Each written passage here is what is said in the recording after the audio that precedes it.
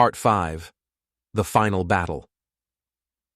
Just as the Guardians thought the darkness had been vanquished, the ground trembled violently. From the very core of the earth, the true essence of the Dark Alchemist emerged, a colossal shadow, more terrifying than before, powered by the corruption they had only begun to destroy. This was his final form, an embodiment of elemental chaos, twisting fire, water, earth, and wind into his control. Jake felt the weight of his destiny bearing down. The Guardians knew they were facing their ultimate challenge. The alchemist unleashed a barrage of elemental fury.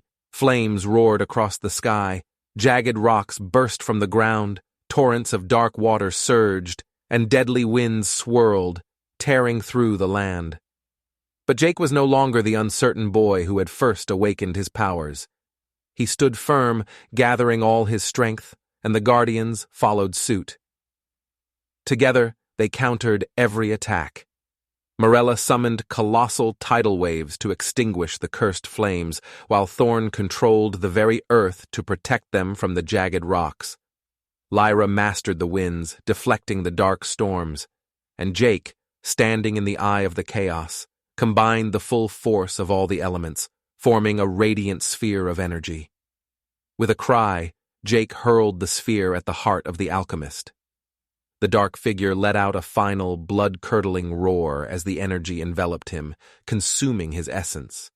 The alchemist's power unraveled in an explosion of light and energy, scattering into the atmosphere, his control over the elements finally broken. As the dust settled, the sky cleared, and peace returned. The Guardians, battered but unbroken, stood victorious. Jake knew this was the true end of the Dark Alchemist.